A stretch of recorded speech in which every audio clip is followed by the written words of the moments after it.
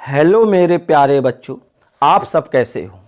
देखिए, आज से हम एक कक्षा 12 का जितना भी तुम्हारा संपूर्ण भौतिक विज्ञान का जितना भी कोर्स है, उस कोर्स को पूरा कराने की गारंटी लेते हैं।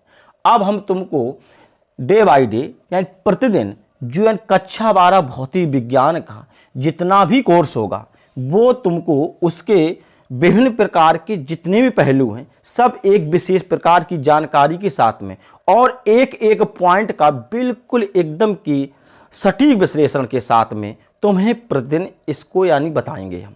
तुमको क्या करना है कि इसको बिल्कुल प्रतिदिन बहुत ध्यानपूर्वक यानी पढ़ना है और बहुत ही लगन से, बहुत ही मन से देखना है और जितना भी हम बताएंगे उसको एक नोट आराम से बना लेना, उसी नोट में इसको आराम से लिखते जाना, ठीक है ना। क्यों? ये तुमको आगे काम देगा, ठीक है। तो अब हम आज से जो है कक्षा 12 जो यानी भौतिक विज्ञान है, उस भौतिक विज्ञान का चैप्टर नंबर पहला जो है उसको लेकर के हम यहाँ चल रहे हैं, जिसे हम कहेंगे या तो इलेक्ट्रॉनिक सिद्धांत यानी कूलाम का नियम, या तो वैसे हम बोले तो वैद्युत क्षेत्र तथा वैद्युत विभव भी हो सकता है, ठीक है ना। तो जो भी है तो वो आज हम तुमको यहां से बताने जा रहे हैं। अब ये तुम्हारी क्लास जो है बेटा एक दिन नहीं प्रतिदिन चलेगी, इसलिए इसको तुम यहाँ सब्सक्राइब कर लेना और इस भौतिक विज्ञान के संपूर्ण कोर्स कराने की ये हम आपको गारंटी देते हैं। हम प्रतिदिन तुमको इस प्रकार की क्लासें देंगे और तुम्हारा कोर्स जो है वो हम एकदम धीरे धीरे करके सब बिल्कुल विधि पूर्वक तुमको यानी बताएंगे, ठीक है ना। तो इसको बिल्कुल अभी से यानी सब्सक्राइब कर लो और बस अब आइए और बहुत ध्यान से सुनना। पहले इसको सुनना हम क्या क्या बताते हैं और जब तुमको ना समझ में तब इसके बाद देखना, ठीक है। बहुत ध्यान से सुनना, बिल्कुल एक एक शब्द बताएंगे हम। देखिएगा, पहले हम बताएं तुम्हें क्या होता है कि वैद्युत आवेश।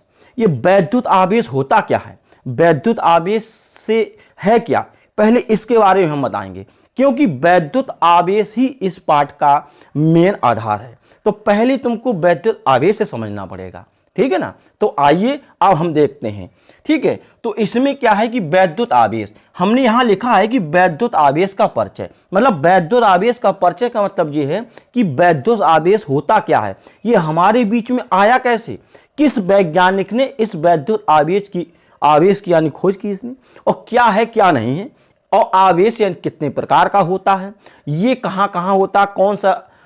तो इस बारे में आज हम तुमको सटीक जानकारी देंगे।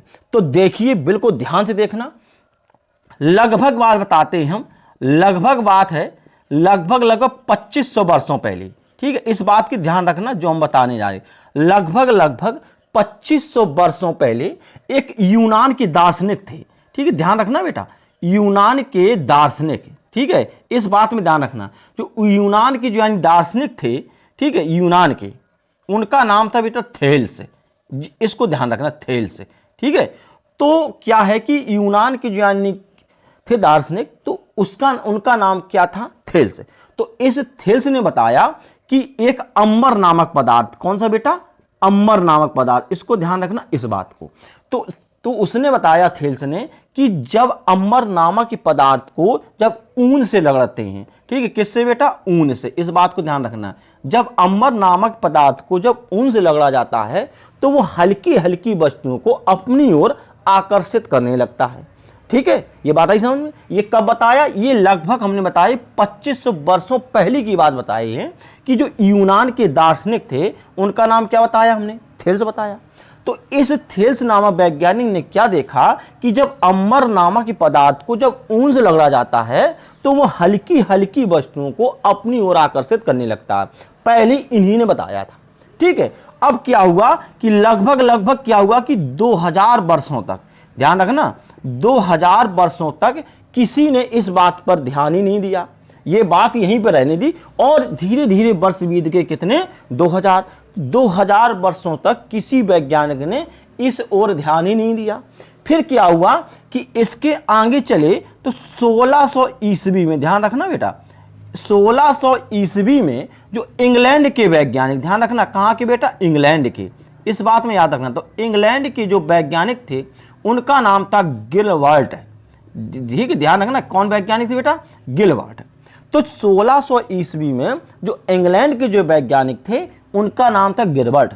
तो उसने बताया कि हाँ, कि अंबर के भांति, उन्होंने बताया, क्या बताया, कि उन्होंने बताया कि अंबर के भांति कुछ ऐसे और भी होते हैं पदार्थ, जैसे उसने बताया, जैसे हो गया क्या तुम्हारा गंधक हो गया, ठीक है, और फिर इसके बाद जैसे आबनूस हो गया, ठीक है, और जैसे क्या हो गया बेटा, कांच हो गया, ठीक है, इस बात में ध्यान रखना।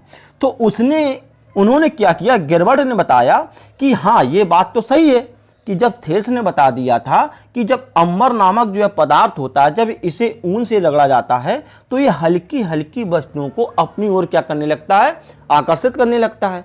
लेकिन जब 2000 वर्षों के बाद, जब 1600 ईस्वी में जब इंग्लैंड के वैज्ञानिक गिलबर्ट ने बताया कि हाँ, अंबर की भांति गंधक, आबनूस और कांच, इनको भी अगर ऊन से अगर हम रगड़ते हैं तो ये भी क्या करते हैं, ये छोटी छोटी वस्तुओं को अपनी ओर आकर्षित करने लगते हैं। राइट बात। अच्छा, फिर क्या किया गया, तो जो बात यहां बताई, फिर इसके बाद कहानी आगे चली, वो क्या था कि फिर इसके बाद आई हम 1750 में, ठीक है, बहुत ध्यान देना बेटा, बहुत अच्छी बात बता रहे हैं, मतलब एक ऐसी इतनी गहराई से लेके जाएंगे तुमको, इतनी गहराई से हर चीज बताएंगे, तुम्हें शायद कोई बताए, लेकिन इतनी गहराई से इन चीजों को बताएंगे कि तुमको बहुत आनंद आएगा पढ़ने, बस देखते रहिएगा ध्यानपूर्वक बस। तो क्या हो गया, 1700 यानी 50 ईस्वी में एक अमेरिकी वैज्ञानिक थे, ठीक है, ध्यान रखना, जी कहाँ के, अमेरिका के रहने वाले थे। तो इस अमेरिकी वैज्ञानिक, इनका नाम था फ्रैंकलिन। क्या नाम था इसका बेटा, फ्रैंकलिन, ठीक है, फ्रैंकलिन नामक वैज्ञानिक ने, ठीक है, ध्यान रखना। तो इस फ्रैंकलिन वैज्ञानिक ने बताया कि जो आवेश जो होते हैं ये कितने प्रकार के होते हैं, ये आवेश होते हैं 2 प्रकार के, ठीक है, ये बताया किसने, 1750 ईस्वी में अमेरिकी वैज्ञानिक फ्रैंकलिन ने बताया कि जो आवेश होते हैं, तो आवेश 2 प्रकार के होते हैं। आवेश जो होते हैं, आवेश के प्रकार, तो क्या बताया कि आवेश जो होते हैं ये कितने प्रकार के होते हैं बेटा, 2 प्रकार के होते हैं, और तुमको इनके दोनों के बारे में पता होना चाहिए। एक होता है बेटा धनावेश होता है, एक कौन होता है बेटा, धनावेश होता है, और एक बेटा कौन होता है तुम्हारा, ऋणावेश होता है, ठीक है। तो इस प्रकार से हमको ये जानकारी मिली कि जो आवेश हमारे होते हैं वो कितने प्रकार के होते हैं, वो होते 2 प्रकार के, एक होता है धनावेश और एक होता क्या होता है, ऋणावेश होता है। ये हमको किसने बताया, ठीक है। तो ये बात आई समझ में। तो इसे बहुत ढंग से याद रखना कि लगभग 2500 वर्षों पहले यूनान के दार्शनिक थे, उनका नाम थेल्स था। थेल्स ने देखा कि जब अंबर नामक पदार्थ को जब ऊन से रगड़ते हैं तो ये हल्की वस्तुओं को अपनी ओर क्या करने लगते हैं, आकर्षित करने लगते हैं। फिर क्या हुआ कि दो वर्षों तक इस बात पे किसी ने ध्यान ही नहीं दिया। फिर क्या हुआ, 1600 ईस्वी में इंग्लैंड के वैज्ञानिक गिलबर्ट, इन्होंने बताया कि अंबर की भांति भी अन्य पदार्थ होते हैं, जैसे गंधक, आबनूस, क्या हो गया, कांच, ये भी हल्की हल्की वस्तुओं को अपनी ओर आकर्षित करने ठीक लगते हैं। फिर इसके बाद और ज्यादा अध्ययन किया गया, तो फिर 1750 ईस्वी में अमेरिकी वैज्ञानिक फ्रैंकलिन ने बताया कि आवेश जो होते हैं हमारे कितने प्रकार के होते हैं, जी प्रकार के होते हैं 2, एक का नाम हो गया धनावेश और एक का नाम क्या हो गया, ऋणावेश। राइट। अब इसके बाद देखना आगे क्या होता है। अब आवेश हो गया, तो हमने एक बताया कि आवेश का क्वांटीकरण, मेन समझिए, मतलब आवेश तो ठीक है, हमने यानी जान लिया कि आवेश की खोज जो है, आवेश के कैसा क्या है, ये बात तो जान गए। अब आवेश की बाद में आगे चलेंगे तो हमें है आवेश का क्वांटीकरण। ये वेरी मोस्ट इंपॉर्टेंट है बेटा, इसे लिखना, ये परिभाषा ज्यादातर मात्राएं पूछी जाती है, ठीक है। इसका नाम क्या, आवेश का क्वांटीकरण। क्या बताया कि आवेश को, मतलब वैद्युत आवेश को अनिश्चित रूप से, मतलब कौन रूप से, अनिश्चित रूप से विभाजित नहीं किया जा सकता है। वैद्युत आवेश के इस गुण को हम आवेश का क्वांटीकरण कहते हैं। हमने इसकी डेफिनेशन यहां पे लिख दी है, ठीक है ना। हमने क्या लिखी बेटा, एक बार फिर देखना कि वैद्युत आवेश को अनिश्चित रूप से विभाजित नहीं किया जा सकता है। वैद्युत आवेश के इस गुण को हम आवेश का क्वांटीकरण कहते हैं। राइट, ये बात समझ में आ गई। अब इसके बाद हम तुमको और बताएं, ठीक है ना। अच्छा, फिर इसके बाद कुछ आगे देखना। अब हम बताएं तुम्हें कि इलेक्ट्रॉनिक या सिद्धांत क्या होता है। ठीक है, ये तो हो गया। अब हम तुम्हें इलेक्ट्रॉनिक या सिद्धांत के बारे में बता रहे हैं। इसे तुम ध्यान करना, बहुत अच्छी भाषा बताएंगे ताकि तुमको एक एक शब्द समझ में आए। देखना यहाँ पे क्या होता है इलेक्ट्रॉनिक सिद्धांत। ठीक है, इलेक्ट्रॉनिक सिद्धांत देखिएगा, ये तुम बहुत ढंग से जानते हो। देखिएगा क्या कि जो ये तुम्हारा बीच में हमने क्या बना दिया, इसे कहते हैं नाभिक। ठीक है, इस बात में ध्यान देना। इसे हम क्या कहेंगे, इसको नाम देंगे नाभिक। लो यहाँ पे हम नाम लिख दिए नाभिक। ठीक है, ये हो गया तुम्हारा क्या बेटा, यह नाभिक हो गया। ये नाभिक जो होता है इसमें दो कण होते हैं। इसमें कितने कण होते हैं, दो। एक का नाम है बेटा क्या, प्रोटॉन होता है। ठीक है, एक में क्या होता है प्रोटॉन, और एक बेटा यहाँ पे क्या होता है न्यूट्रॉन होता है। ठीक है, इस बात में ना, ये हो गया प्रोटॉन, ये क्या हो गया बेटा, यानी न्यूट्रॉन। तो जो नाभिक जो होता है, तो नाभिक के अंदर दो चीजें, मतलब नाभिक के अंदर दो कण होते हैं। एक कण होता है प्रोटॉन और एक कण क्या होता है न्यूट्रॉन। तो इस प्रोटॉन पर क्या है, आवेश पाया जाता है, कैसा, धन का आवेश। ठीक है, और जो न्यूट्रॉन जो होता है ये कैसा होता है, ये बेटा होता है उदासीन। राइट, ठीक है, ये क्या होता है, ये होता है तुम्हारा उदासीन। इसे हम यहां बेटा हेडिंग डाल लेना अपनी, तुम इलेक्ट्रॉनिक सिद्धांत। ये हम इलेक्ट्रॉनिक या सिद्धांत बताएंगे, इसमें बहुत ध्यान, इलेक्ट्रॉनिक सिद्धांत। ठीक है, इलेक्ट्रॉनिक सिद्धांत। ठीक है, ये तुम्हारी मेन हेडिंग रहेगी, इसमें बात में ध्यान रखना। ठीक है, तो हम वही बात बताने जा रहे हैं कि जी क्या होता है बेटा, ये होता है नाभिक। तो नाभिक में कितने कण होते हैं, दो कण होते हैं। एक कण का नाम है प्रोटॉन, एक का नाम क्या है, न्यूट्रॉन होता है। तो क्या होता है, कहने का तात्पर्य है कि जो नाभिक होता है वो प्रोटॉन और न्यूट्रॉन से मिलकर के बना होता है। ठीक है, अब क्या कि इसके चारों ओर, ठीक है ध्यान देना, इसके चारों ओर, ये बात में ध्यान रखना, इसके चारों ओर विभिन्न कक्षाओं में, थोड़ा याद रखना यहाँ पे। तो इसके चारों ओर क्या होता है, विभिन्न कक्षाओं में जो इलेक्ट्रॉन होते हैं, क्या होते हैं, जो इलेक्ट्रॉन होते हैं, ये विभिन्न कक्षाओं में क्या करते हैं कि यहाँ पे बेटा चक्कर लगाते रहते हैं। ठीक है, बात आई समझ में, ठीक है ना। इसके चारों ओर कौन है जी, इसके चारों ओर होते इलेक्ट्रॉन। जी इलेक्ट्रॉन क्या करते हैं कि इस नाभिक के चारों ओर भिन्न भिन्न कक्षाओं में क्या लगाते हैं, चक्कर लगाते रहते हैं। राइट बात, इतनी बात आई समझ में। अच्छा, तो क्या बताया हमने कि जो प्रत्येक पदार्थ है, कोई भी पदार्थ हो, XYZ, चाहे ये हो, ठीक, मार्कल हो या जे बोर्ड हो, तो ये क्या होते हैं, ये सब किसी ना किसी पदार्थ से मिलकर बने हैं। तो प्रत्येक पदार्थ जो होता है वो एक परमाणु से मिलकर के बना होता है। ये बात जानते हो कि प्रत्येक पदार्थ होता है परमाणु से मिलकर बना होता है, और उसी परमाणु के मध्य में एक क्या होता है, नाभिक होता है। ठीक, जैसे ये रहा। तो इस जो ये नाभिक होता है, तो इस नाभिक में कौन कौन कौन होते हैं, एक होता है प्रोटॉन, एक होता है क्या होता है, एक होता है न्यूट्रॉन। तो यार प्रोटॉन पर कैसा आवेश पाया जाता है, प्रोटॉन पर अभी हमने बताया कि धन का आवेश पाया जाता है। और जो न्यूट्रॉन होता है इस पे कोई आवेश नहीं पाया जाता, ये होता है उदासीन। ठीक, और इस नाभिक के जो चारों ओर है, यहां पे विभिन्न कक्षाओं में जो कौन है, जो इलेक्ट्रॉन क्या करते रहते हैं, चक्कर लगाते रहते हैं। राइट, इस प्रकार जो परमाणु होता है वो वैद्युत उदासीन होता है। ठीक है, और यहां जो इलेक्ट्रॉन है, तो इलेक्ट्रॉन पर कैसा आवेश दिखाई दे रहा है, ये होता है, इसके भी आवेश होता है, ऋण का आवेश होता है। ठीक है ना। अच्छा, अब आ जाओ, बहुत अच्छी बात। अगर कहीं से क्या है कि अगर कोई बाहरी कक्षा का, माना ये है, अगर कोई बाहरी कक्षा का इलेक्ट्रॉन है, अगर जो अपनी कक्षा को त्याग देता है, ठीक ध्यान देना, अगर जो ये इलेक्ट्रॉन है, ये इलेक्ट्रॉन है, अगर ये बाहरी कक्षा का जो इलेक्ट्रॉन है, जो अपनी कक्षा को अगर त्याग दे, यानी छोड़ दे, ठीक है ना, तो वह पदार्थ या जो वो मतलब परमाणु जो होता है वो क्या हो जाता है, जानते हो। अगर इसने अपनी कक्षा को त्याग दिया तो ये धनावेशित हो जाएगा। यहां इलेक्ट्रॉन ने अपनी कक्षा को क्या कर दिया, यहां पे छोड़ दिया, तो ये क्या हो गया, धनावेश हो गया। ठीक है, इसमें कौन सा आवेश आ गया, धनावेश आ गया।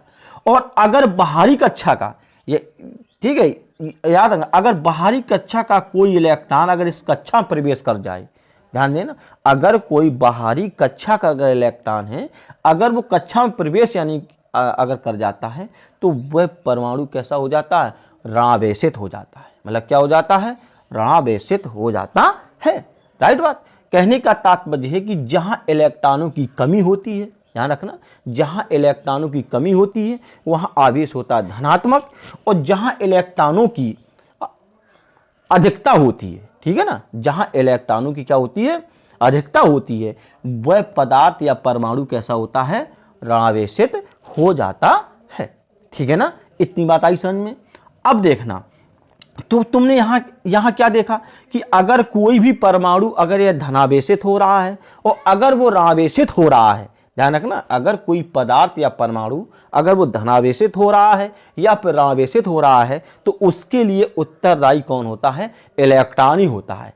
ठीक है ना। अच्छा, अब जी देखना कैसे धनात्मक, कैसे, जैसे एक हम आपको एग्जाम्पल देते हैं, ठीक है, उस एग्जाम्पल को ध्यान रखना ध्यान से। जैसे हमने ये बताया NaCl है, ठीक है, इसका नाम तुम जानते हो, इसे कहते हैं सोडियम क्लोराइड। ठीक, ध्यान रखना, सोडियम या क्लोराइड। अच्छा, अब देखना यहाँ पे जो NaCl जैसे ये हो गया तो यहाँ Na, तो Na का जो परमाणु क्रमांक होता है वो बेटा कितना होता है, 11 होता है। ये बात जानते हो, Na का परमाणु क्रमांक कितना होता है, 11 होता है। एक बोरवरी की योजना KLMN, ये तुमने शायद यहाँ पढ़ी हो, ठीक है, तो ये है बोरवरी की योजना। उन्होंने क्या बताया था, पहली कक्षा में 2 इलेक्ट्रॉन से ज्यादा नहीं आ सकते, तो यहाँ कितने हो गए, 2 इलेक्ट्रॉन हो गए। फिर यहाँ कितना, अगले में 8 से ज्यादा नहीं हो सकते चाहे वो कम बने रहा है, और 8 में 2 10 1 बच गया, तो इसकी बाहरी कक्षा में कितना इलेक्ट्रॉन आ गया, 1 इलेक्ट्रॉन आ गया। तो Na जो है बेटा, Na में हमारे पास कितना इलेक्ट्रॉन हो गया, ये 1 इलेक्ट्रॉन हो गया इसके पास। जी हमने यहाँ बता दिया कि Na के पास कितना इलेक्ट्रॉन बचा, 1 इलेक्ट्रॉन। बहुत ध्यान से समझना, बहुत ध्यान से, बहुत अच्छे तरीके से बताएंगे, एक एक बात तुम्हारे यानी क्या कहते दिमाग में आएगी। अब जी लिखा Cl, ठीक है, Cl कितना होता है, क्लोरीन का कितना होता है बेटा, ये होता है 17। ठीक है, तो इसकी पहली कक्षा में कितने, 2 आएंगे, अगले में कितने आएंगे, 8 आएंगे, और लास्ट वाली कक्षा में कितने आ जाएंगे बेटा, 7 हो जाएंगे, क्योंकि 8 और 2 10, 8 और 2 कितना हो गया, 10 हो गया, और 10 में जब 7 तो ठीक हो गया 17। तो इसकी बाहरी कक्षा में, किसकी, यानी क्लोरीन की बाहरी कक्षा में कितने, 7 इलेक्ट्रॉन हो गए, कितने हो गए, 7 हो गए। तो यहां पे हम लिखेंगे Cl और 7 करेंगे, 1 2 3 4 5 6, और ये कितने, 1 2 3 4 5 6, ये कितना हो गया, 7 हो गया। अब देखना, ये एक दूसरे का इलेक्ट्रॉन का आदान प्रदान करेंगे। अब यहां तुम्हें ये देखना है कि इसके पास इलेक्ट्रॉन ज्यादा है, ठीक, किसके पास, यानी क्लोरीन के पास इलेक्ट्रॉन ज्यादा है, और Na के पास इलेक्ट्रॉन कैसे कम है। तो क्या करेगा, अगर इन दोनों का अगर यह साझा होगा, अगर इन दोनों के बीच में लेन देन होगा, तो जो जिसके पास कम है तो ये कम वाला इसको दे देगा, ठीक है ना, ये जिसके पास इलेक्ट्रॉन कम है तो जी इसे दे देगा, लेकिन ज्यादा वाला इसे नहीं देगा, ध्यान कर लेना, ठीक है ना। तो यहां क्या करना है कि जो ये इलेक्ट्रॉन है, ये इलेक्ट्रॉन इसको दे देगा। जैसे इसे इलेक्ट्रॉन मिले तो क्लोरीन के पास कितने हो गए, 8 हो गए, इसके पास कितने, 8। तो इसका अष्टक जो था वो पूरा हो गया, ठीक है, क्या हो गया, इसका अष्टक था वो क्या हो गया, वो पूरा हो गया। तो देखना, तो अब यहीं पे तुम्हें ध्यान है, यही हमने यही बात बताई थी कि अगर कोई इलेक्ट्रॉन को त्याग दे, अगर कोई पदार्थ या कोई धातु ये अगर वो अपने इलेक्ट्रॉन को क्या कर दे, त्याग दे, तो Na ने क्या किया कि अपना इलेक्ट्रॉन Cl को दे दिया है। तो इसने दिए कितने, 1 इलेक्ट्रॉन, तो इसलिए यहां पे कितना आवेश आएगा, यहां पे बेटा 1 आवेश आएगा, काहे का, यानी प्लस का। क्यों, क्योंकि Na ने इलेक्ट्रॉन को क्या कर दिया है, त्याग दिया है, मतलब इलेक्ट्रॉन को दे दिया है, इसलिए इसके पास इलेक्ट्रॉन की क्या हो गई बेटा, कमी हो गई, इसलिए यहां पे प्लस का आवेश आ गया।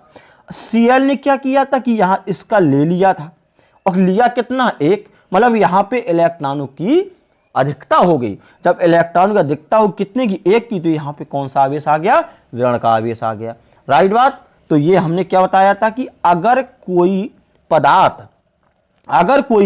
है, अगर वो अपने इलेक्ट्रॉनों को क्या कर रहा है, यानी त्याग रहा है, तो वहां पे प्लस का आवेश होगा, और जो उसको ले रहा है जहां पे अधिक मात्रा, वो कैसा आवेश आ गया, माइनस, ठीक है ना। तो ये तुम्हारे इलेक्ट्रॉनिक्स सिद्धांत के बारे में हमने तुम्हें बताया। एक बात और ध्यान रखना, बहुत जरूरत है, अगर माना कि अगर 2 आवेश हैं, अच्छा वो कहोगे यहां पे कैसे, देखिए यहां पे, ठीक, ध्यान रखना। अच्छा देखो यहां क्या हो गया, यहां हो गया बेटा प्रोटॉन, ये हो गया तुम्हारा न्यूट्रॉन, ये तुम्हारे क्या हो गया बेटा, इलेक्ट्रॉन हो गए, ये बेटा क्या हो गए, तुम्हारे इलेक्ट्रॉन हो गए, ठीक है। बस ध्यान देते रहना, एक एक करके समझना। अभी और आगे आएगा मजा, देखना, अभी बहुत अच्छी तरीके से बताएंगे। अब जैसे जो हो गया यहाँ प्रोटॉन, न्यूट्रॉन, इलेक्ट्रॉन, ठीक है, इन चीजों की खोज के बारे में पता होना तुम्हें अति आवश्यक है। जो जानकारी मिली वो अच्छा है। तो देखो एक एक चीज को याद रखना तुम, जो हम तुमको आज बता दें, तुमको कभी किसी प्रकार की कोई आज से दिक्कत नहीं आने वाली।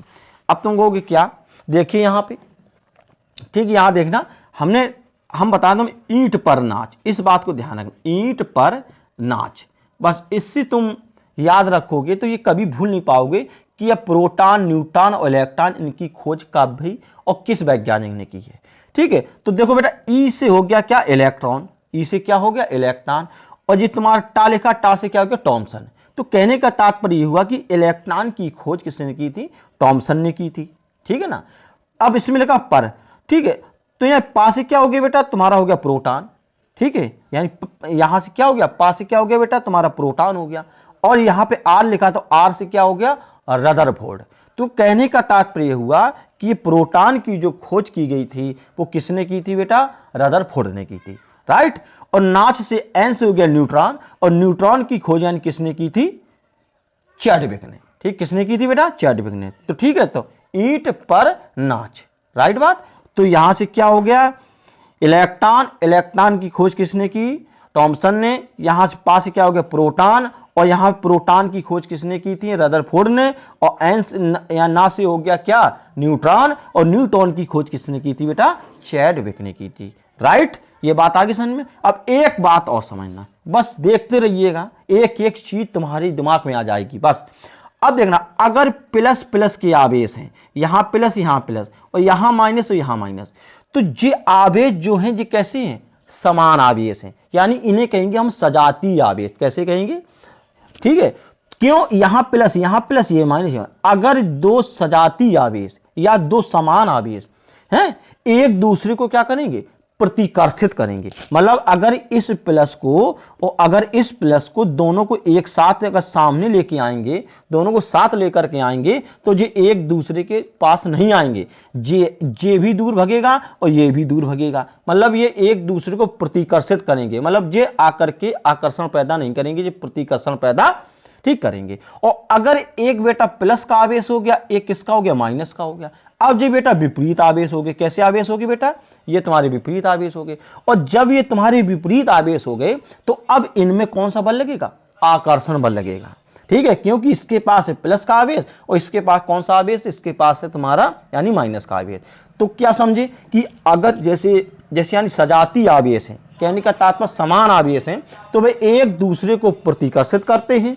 और अगर दोनों विजातीय आवेश हैं यानी विपरीत आवेश हैं, तो विपरीत आवेश एक दूसरे को आकर्षित करते हैं। राइट, यही मेन चीज थी, इसी को बताना था। अब इसी से तुम्हें बहुत चीजें मिलेंगी। अब इसी से क्या मिलेंगी, आगे देखिएगा, आगे अब हम तुमको बता रहे हैं, इस बात में ध्यान रखना। क्या था इसमें, देखिएगा यहां पे, ठीक है, यहां पे देखिए। अच्छा, वैद्युत आवेश की परिभाषा। तो वैद्युत आवेश क्या है, देखो हमने यहां पे इसकी डेफिनेशन लिख दी है।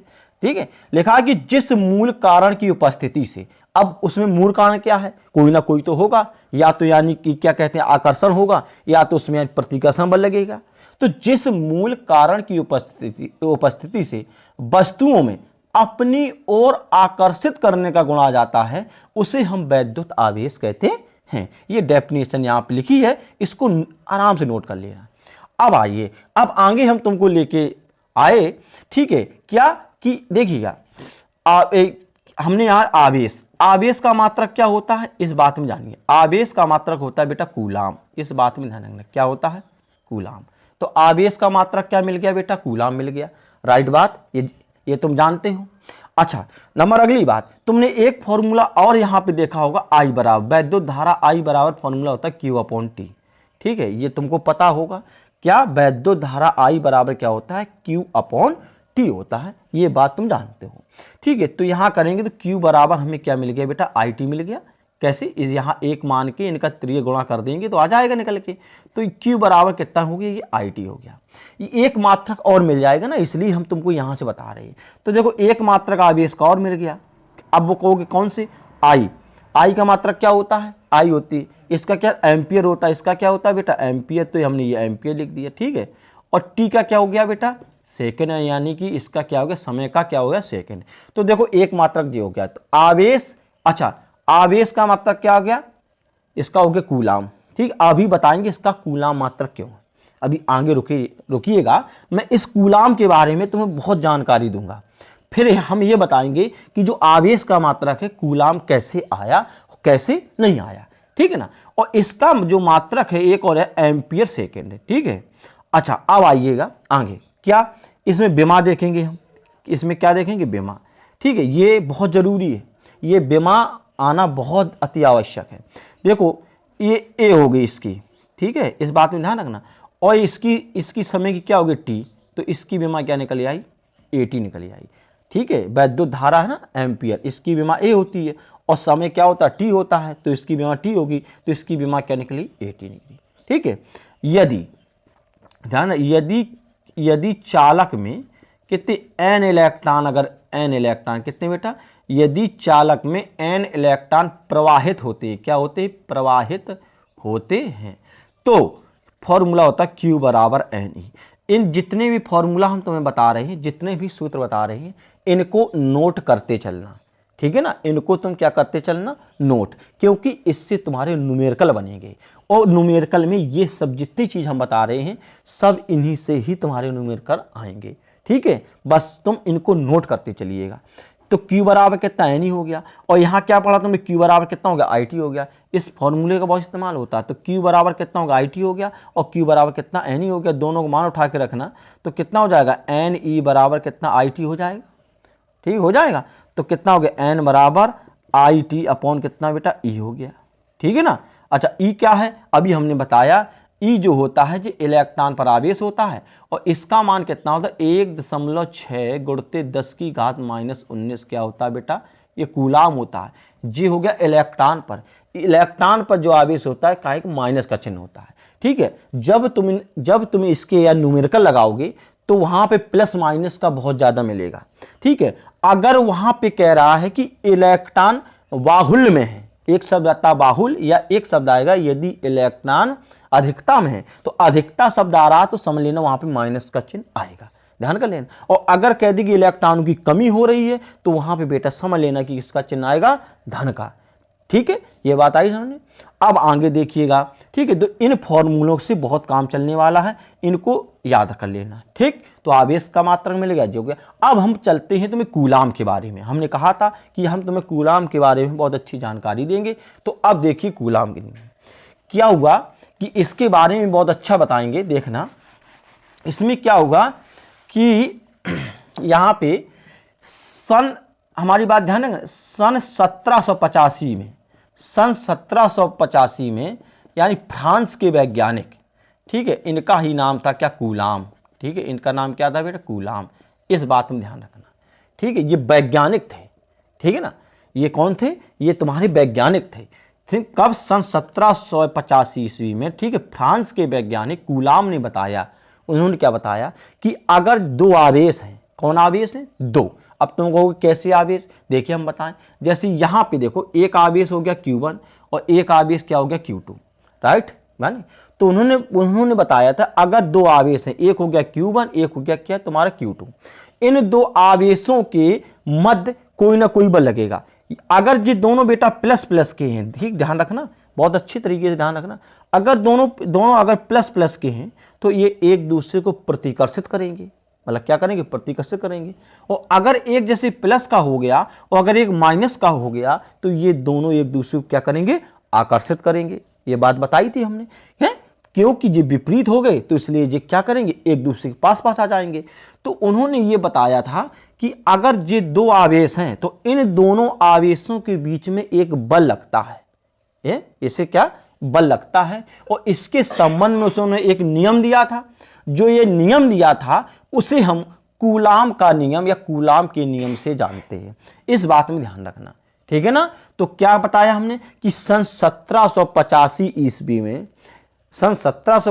ईस्वी में फ्रांस के वैज्ञानिक तो फ्रांस के वैज्ञानिक कूलाम ने दो बिंदु आवेशों या दो आवेशों के मध्य लगने वाले बल के बारे में एक नियम दिया जिसे हम कूलाम का नियम कहते हैं। उन्होंने क्या बताया था, ध्यान रखना, जैसे ये दो आवेश हैं, इन दोनों की बीच की दूरी कितनी है बेटा, ये r है, ठीक है। Q1 और Q2 जो आवेश हैं तो इनके बीच की दूरी कितनी है, r है, ठीक है। इस बात में समझे।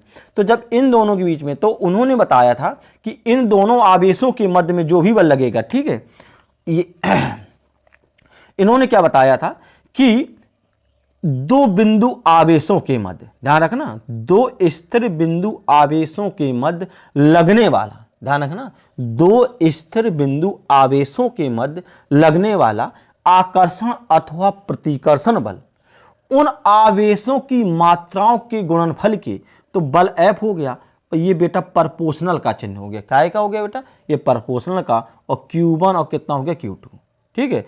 तो उन आवेशों की मात्राओं के किसके, यानी गुणनफल के जो अनुक्रमानुपाती हो गया, और तथा उनके बीच की दूरी, इनके बीच की दूरी कितनी मानी हमने, r, तो इनकी जो बीच की दूरी होती है, तो बीच की दूरी के वर्ग के क्या हो गया बेटा, व्युत्क्रमानुपाती होता है। ये होता है व्युत्क्रमानुपाती और ये होता है अनुक्रमानुपाती, राइट, ये बात आई समझ में। तो होता है, तो उसने क्या बताया था कि दो स्थिर बिंदु आवेशों के मध्य, ध्यान रखना, दो स्थिर बिंदु आवेशों के मध्य लगने वाला आकर्षण अथवा प्रतिकर्षण बल F उन आवेशों की मात्राओं के गुणनफल के अनुक्रमानुपाती तथा उनके बीच की दूरी के वर्ग के व्युत्क्रमानुपाती होता है। और जो यानी बल की दिशा होती है वो दोनों आवेशों को मिलाने वाली रेखा के अनुदिश होती है। इसलिए हमने बेटा ये इंपॉर्टेंट है, हमने ये ये लिख दिया तुम्हारा कूलाम का नियम। देखिएगा, दो स्थिर बिंदु आवेशों के मध्य लगने वाला आकर्षण अथवा प्रतिकर्षण बल उन आवेशों की मात्राओं के गुणनफल के अनुक्रमानुपाती तथा उनके बीच की दूरी के वर्ग के व्युत्क्रमानुपाती होता है। इस बल की दिशा दोनों आवेशों को मिलाने वाली रेखा के अनुदिश होती है। इसे हम कूलाम का नियम कहते हैं। अजय, ये डेफिनेशन यहां लिख दी हमने, इसको आराम से नोट कर लेना, ये इंपॉर्टेंट है। अब इसका हम बता रहे हैं, तो यहां देखना, यहां क्या है, यहां पे दो आवेश हैं, कौन हो गया, ये हो गया बेटा Q1, ये तुम्हारा क्या हो गया Q2 हो गया। तो इसको देखिएगा, अब हम इसका तुम्हें डेरिवेशन कराते हैं यहां पे बहुत अति उत्तम तरीके से, यहां देख लीजिएगा, ठीक है। ये जो यहां पे डेरिवेशन कराते हैं, देखिए यहां पे, तो हमने क्या बताया, ये Q1 आवेश हो गया, ये बेटा Q2 आवेश हो गया, इनके दोनों की बीच की दूरी कितनी है, r है, ठीक। इनके मध्य जो लगने वाला बल है F प्रोपोर्शनल कितना, Q1 बेटा Q2 हो गया, और F प्रोपोर्शनल 1/r², इतना हमने तुम्हें बताया। इन दोनों को आपस में मिला दो बेटा, जब इन दोनों को आपस में मिलाओगे तो कितना, Q1 Q2 अपॉन कितना होगा जी, r² हो गया, ठीक है। ये तुम्हारा कितना होगा, r²। अब तुमको ये पता है कि जब यहां से प्रोपोर्शनल को हटाएंगे तो कोई ना कोई एक कांस्टेंट राशि आती है, ठीक है, जिसका मान एक नियत होता है, राइट बात। तो यहां पे जब हटाएंगे तो माना कि यहां पे कांस्टेंट राशि k आ गई, क्या आ गई यहां पे, k, राइट बात, ये बात तुमको ध्यान रखना। अच्छा, हम क्या करेंगे कि प्रयोगों के आधार पे इसका मान निकाला गया, ध्यान रखना, हम यहां पे लिखेंगे प्रयोगों के आधार पे, ठीक है, प्रयोगों के आधार पर, ठीक है, प्रयोगों के आधार पर जो k का मान होता है वो कितना, 9 × 10 की घात कितना हो गया बेटा, 9, और इसका मात्रा क्या होता है, इसका मात्रा न्यूटन, और ये मीटर स्क्वायर, और प्रति क्या हो जाएगा बेटा, कूलाम स्क्वायर, ठीक है, क्या हो जाएगा यहाँ पे, कूलाम स्क्वायर। तो यहाँ पे कूलाम को c से प्रदर्शित करते हैं, इसलिए c का स्क्वायर कर देंगे, राइट बात। तो ये बेटा प्रयोग जब किए गए तो प्रयोगों के आधार पे जो k का मान निकाला गया वो बेटा ये निकल के आ गया। तो हम क्या करेंगे, अब k के स्थान में इस मान को यहाँ पे हम आराम से रख देंगे, हमने j यहाँ पे लिख दिया, ठीक है, और यहाँ हमें Q1 Q2 अपॉन कितना, r², एक ये मान निकल के आ गया। इसे याद रखना, ये फॉर्मूले में बहुत उपयोग होता है, ये सूत्रों में बहुत ज़्यादा वेरी इंपॉर्टेंट है, बहुत ज़्यादा पूछा जाता है, राइट। अच्छा, अब एक चीज़ और होती, के बराबर हम होता है 1/4 पाई, देखो इसे नॉट एप्सिलॉन भी बोलते हैं, इसे एप्सिलॉन 0 भी बोलते हैं। तो या तो तुम्हें इसे जो बोलना हो इसे एप्सिलॉन 0 भी बोल सकते हो, कोई गलत नहीं है, इसे तुम नॉट एप्सिलॉन भी बोल सकते हो, कोई गलत नहीं है, ठीक है, ये बात ध्यान रखो। तो यहाँ पे नॉट एप्सिलॉन हो गया, तो ये मान फिर यहाँ उठा के रखेंगे, तो हमें एक मान पड़ा F बराबर 1/4πε0 और Q1 Q2 अपॉन कितना हो गया बेटा R स्क्वायर, एक ये भी निकल के आ गया। ठीक है ना, तो ये तुम्हारे राइट। तो ये चीज तुमको जो ध्यान से देखना है। तो ये तुम्हारा जो का ये तुम्हारे कूलाम का नियम लेकर आ गया निकल। अब इसी के आधार पे अब तुमने ये देखा होगा जी एप्सिलॉन जीरो क्या है यहाँ पे, यही ना एप्सिलॉन जीरो है क्या। तो जो एप्सिलॉन जीरो जो है इसकी बात पहले सुनो, जे जहां हम यहां बताएंगे तुम्हें, जहां एप्सिलॉन जीरो या नॉट एप्सिलॉन, ये क्या है निर्वात की, इसे क्या कहेंगे बेटा निर्वात की वैद्युतशीलता है। ये क्या है बेटा निर्वात की वैद्युतशीलता है। ठीक है, ये कौन है पूछा गया, एप्सिलॉन जीरो क्या है, ये निर्वात की वैद्युतशीलता है। ठीक है ना। अब अगर ये हमें इतना निकल के आ गया तो इसको ध्यान कर लेना, इसको आराम से लिख लेना। ठीक है, एक आराम से नोट कर लेना इसे। तो ये निर्वात की क्या होगी तुम्हारी यहां पे वैद्युतशीलता होगी। अब हम इसका मात्रक, क्या इसका मात्रक होता है, क्या इसकी विमा होती है, क्या क्या होता है, अभी हम तुम्हें इसी फॉर्मूले से सब एक एक करके बता देंगे। देखना बहुत अच्छे बहुत बेहतरीन तरीके से। ठीक है, तो ये जो चीज हमने यहां तक ये बताई तो इसे तुम्हें बहुत ध्यान देना है। ठीक है ना, ये चीज जो हमने बताई ये तुमको यहां बताया। अब हम तुमको कल यहीं से लेके चलेंगे, क्योंकि मैंने तुमसे वादा किया है कि मैं तुमको ये भौतिक विज्ञान जो कक्षा 12 की या फिजिक्स है इसका कोर्स मैं तुमको पूरा दूंगा और इसी प्रकार से डिटेल में एक एक करके बताऊंगा। माना कि थोड़ी किसी बात की कमी है, लेकिन अगर आप लोग अगर मेरा साथ दोगे तो वो मेरी कमी भी दूर हो जाएगी और मैं तुम्हें एक बेहतरीन से बेहतरीन क्लास दूंगा। और बस इसको यहाँ सब्सक्राइब कर लेना, क्योंकि मैं प्रतिदिन तुम्हें इसी प्रकार से डे बाय डे तुमको एक एक करके क्लास दूंगा और इसको तुम्हें पूरा कोर्स दूंगा। एक ये मेरी तुमसे यह गारंटी है, इस प्रकार का वादा है। ठीक है, तो आराम से सब्सक्राइब करिएगा, पढ़ते रहिएगा। धन्यवाद।